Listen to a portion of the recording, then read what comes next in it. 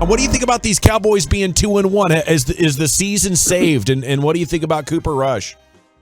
I'm not so sure the season's saved yet. Cooper Rush, I think he's playing very efficient football out there. And the thing that impressed me the most about Rush is, he's keeping the ball out of harm's way. This is another game where he has 0 takeaways out there. So he's managing the game extremely well. And Kellen Moore is doing a good job of incorporating that run, which we've been begging for, since last season. So they're doing a good job running the football. Cooper Rush is doing a great job managing that offense, and then defensively, I mean, where do you start? That front seven is fierce. And when you talk about, Parsons, and you talk about D-Law coming out there getting 3 sacks, Dorrance Armstrong, who's quietly had one of his most explosive seasons to date. So these guys are flying around at all cylinders, and right now this Cowboys defense is definitely the strength of the team, but Cooper Rush is doing a hell of a job managing the offense as well. Okay, since you said not yet, Barry, what would it take for you to be a believer in these Cowboys?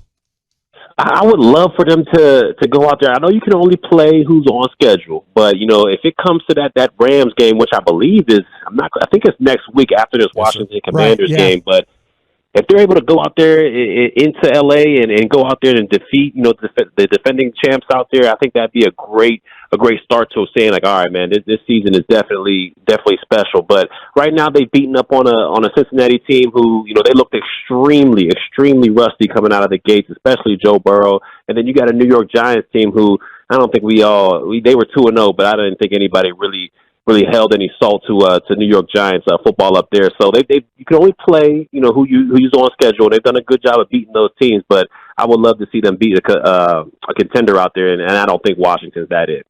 Barry, how does the locker room handle a quarterback that's the backup that's winning football games? Oh, well, it's a sticky situation because we had that same situation in 2016 with Dak. I mean, when you got a guy that has the command of the offense out there and is rolling like he is, and it's hard to pull a quarterback with such momentum, and I think that's what happened in 2016.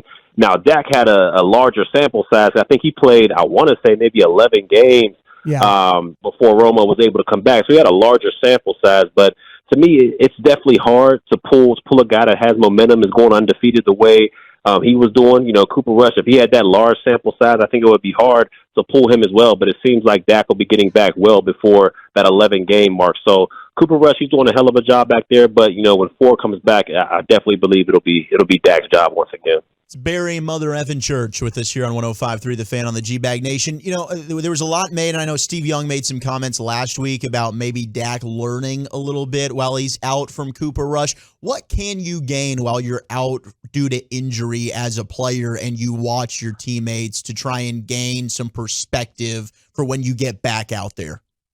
I'm going to be honest with you, man. When I was injured in 2016, you call it selfish, but I was hoping them guys didn't do as good as I was doing out there. I mean, that's just how I approach things because, I was looking at it like, man, I was in a contract year and I'm seeing, Will Cox and Heath, and they're out there doing their things while I'm injured for a little bit. I'm like, man, I got to get back out there quick. So to me, it really wasn't about learning. It was just making sure I get as healthy as possible so I can go back there and reassert myself as the dominant starter out there.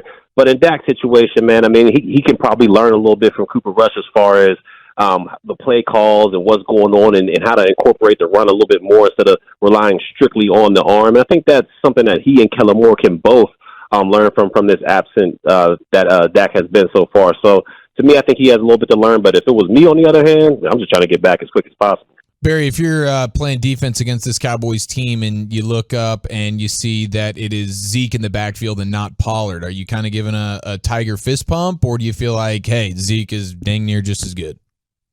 If I'm seeing Zeke in the backfield, I don't like it because to me, when you're going against a guy that seeks contact like that and punishes the defense, I'm telling you, as a defender, it wears you down. And when you get to that third, fourth quarter, you start turning down a little bit. You a little bit of hits. You start latching onto those blockers a little bit more, so you don't have to get in the fray. When I see guys like Tony Pollard out there, and nothing against Pollard because he's an extremely explosive back and he's extremely good back. But when I see guys like that, I'm thinking, okay, I can wrap this guy up. I can get him on the ground without having to take any punishment. But I hated going against the guys like Derrick Henry or Ezekiel Elliott, guys that just run downhill and punish you for 4 quarters. So to me, I love seeing guys like Pollard in the backfield. Barry, do you think we're seeing Mike McCarthy influence the offense at all? Do you think that, since Dak's injury, that maybe Mike has clicked over there and started interacting more with Kellen on that stuff? It could be that. It could be McCarthy getting a little bit more influence, or it could be, Cooper Rush doesn't have the ability to audible. I'm not saying that that's 100% sure, but Dak had that, ability to audible to play call. So maybe Kellen's been calling these things all along, but Dak sees a look and says, "Hey, we can, switch it up this way. And it might be a better result." So I'm not sure what it is. If it's McCarthy, if it's just Cooper Rush's lack of audibling, but so far, Kellen, in these last 2 games, he's done a heck of a job incorporating this offense and making sure it's tailored to the strengths of Cooper Rush.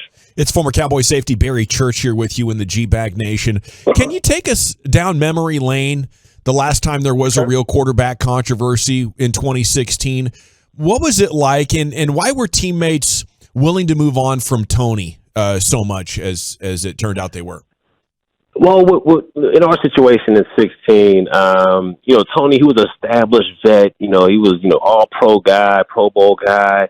And he I don't want to say he really wasn't that much of a team guy, but, a lot of players kind of looked at him more of a coach instead of a teammate. He kind of always was around the coaching staff, during lunch and all that other stuff. So guys really didn't kind of get that great bond or that great connection with Romo. I mean, of course, he had, Wittens and the Des Bryants and everything like that were really tight with Romo. But on the other side, the defensive side of the football, we never really got that tight with Romo. So it really wasn't a situation where it's like, man, we got to have our boy back out there. Dak, he's doing a heck of a job, but, man, that's our boy. We're going to give him another shot. It really wasn't like that. We kind of saw, Romo as a coach out there rather than a teammate. And, I don't want to speak for everybody. Maybe that's just my experience, but that's why I really feel like, it was easier for us to say, no, this is Dak's team. This is where we need to go. Plus, the guy was, I think he was 10-1 at one time. So when you got that much momentum on your side, you kind of got to go with the hot hand. And then he beat the Steelers and the Packers and everything. And, he was putting up some perfect passer ratings. It's quite a bit different from the current situation. But were you surprised that, as you mentioned, Dez and even Witten were, I heard Dez talking about it a couple of weeks ago in a Twitter Spaces. Even he was, on the side of leaving Dak in there. And those were some longtime friends, like you mentioned. Yeah, and I was extremely surprised about that point. I mean, like you said, on the defensive side of the football, I kind of knew where everybody was going. We were all on the same, let's keep this thing rolling, let's keep Dak in there. But when you saw, the Wittens of the world, the Des Bryants, Tyron Smith, those guys on the offensive side of the football say, hey, we got to kind of ride with that hot hand.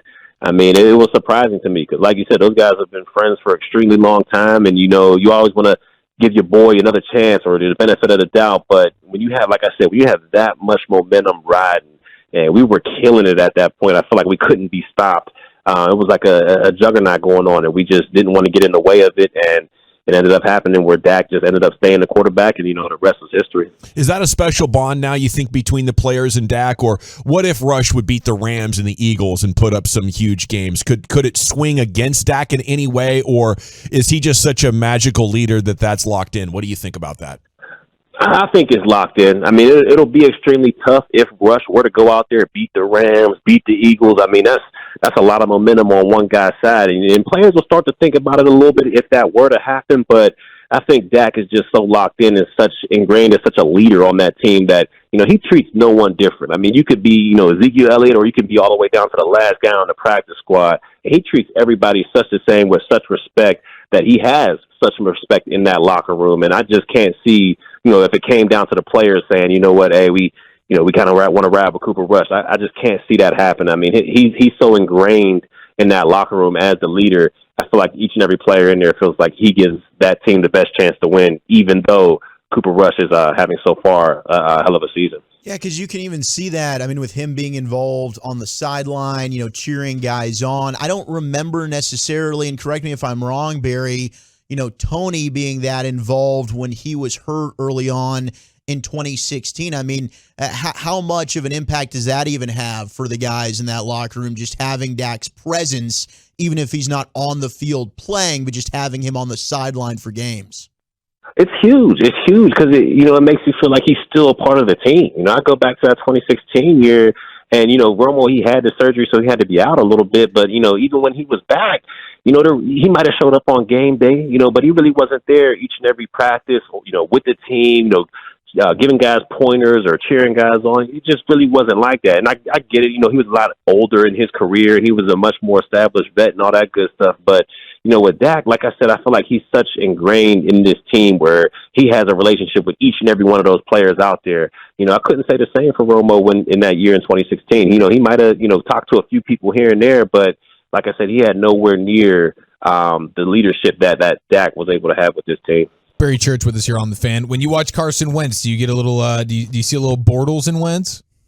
I don't know if he's as bad as Bortles. I don't know if he's that bad because he can be hot and cold. But right now, he's extremely cold right now. Yeah, it looks like it will be another feasting of a Cowboys defense on Sunday versus Carson Wentz. Hey, Barry, when defensive players watch tape and you see a game like what happened with the Commanders last week, is it a confidence level, or is it like, man, we got to be careful about this? We can't think we can do this or that. What is that? I hate the mindset question, but how do you approach that when you see a team just get overrun the way they did when it's giving up sacks? Well, you definitely got to respect your opponent each and every week because, anything can happen on any given Sunday. But if I'm a part of that front seven, I'm licking my chops because, I think the Eagles, they have a good front seven, but I don't think it can hold the jockstrap of this Dallas Cowboys front seven. So I'm licking my chops. If I'm Parsons, if I'm D-Law out there, I'm saying, look, if they got, 8, 9 sacks, we might as well go out there and get 10, 11 because the way that he's holding that ball back there, Carson Wentz, he's holding it forever back there just looking for the big chunk play, and 9 times out of 10, he's either getting sacked or he's running around for his life and he's throwing the football away. So if I'm on that defensive side of the football, that front seven, I'm licking my chops. And if I'm in the secondary, I'm thinking, man, he's going to throw me at least 1 or 2 of these things. So you definitely got to respect your opponent, but at the same time, man, you got to take this as, hey, we got to take advantage of this and pass some of them stats as well. Barry Church here on The Fan. We do have the Tank Lawrence Show coming up in about 45 minutes. How good is your former teammate here coming off that 3-sack game now? Oh, he's got to be riding high right now. I was about to get on him because if he didn't do anything in this Giants game, I was going to say, hey, man, you haven't done much all season, man. What's going on? But he definitely went out there and shut me up and had his 3-sack performance, and he let maybe 1 or 2 more slip away. So I definitely know he's hungry to get that sack title back in his hands, especially after the way Parsons has started so far this year. Now, which safety style do you prefer? Curse, who's in position, pretty good coverage, very sure tackler, or Donovan Wilson looking to blow anything and everything up in his path? I prefer Curses, man. I prefer that guy who's a reliable tackler, good in space, and he can do multiple things. He can cover, he can play in the deep pass. So I prefer Curses style, but I love Wilson's as well. The way he comes down and just thumps people, but he's more hit or miss out there. Like I said, he reminds me of Will Cox a lot. But to me, if it boils down to it, I prefer Curses style out there. We've been looking at this Washington team as you have. They do have a lot of good skill players. I think their offensive line might be a little bit of poochies, as is their quarterback. But, maybe the screen game, if the Cowboys, we've been talking about this with Broadus, maybe if the Cowboys get caught up field, the screen game could hurt them. What's the key from your perspective to defending the screen? Well, to me, you got to win, especially with this offense. I think you got to win on first and second down. I think if you keep them in the long 3rd and 7 pluses, that's where I think your defense can really tee off on these guys, and you can really take advantage of it. But as far as the screen game, you got to make sure you read your P's and Q's out there. And this defensive line, they're smart. They got great smart players out there that know if the offensive lineman is just not going to let you breeze by them, for a sack without no competition out there. Read your keys out there and make sure you understand what's going on behind you. But overall, I think the key to this game defensively is they got to make sure they shut them out on first and second down and keep them in those 3rd and longs. And then I think you can limit what those 2 running backs can do in the screen game with that regard. But you got to be smart and you got to read your keys.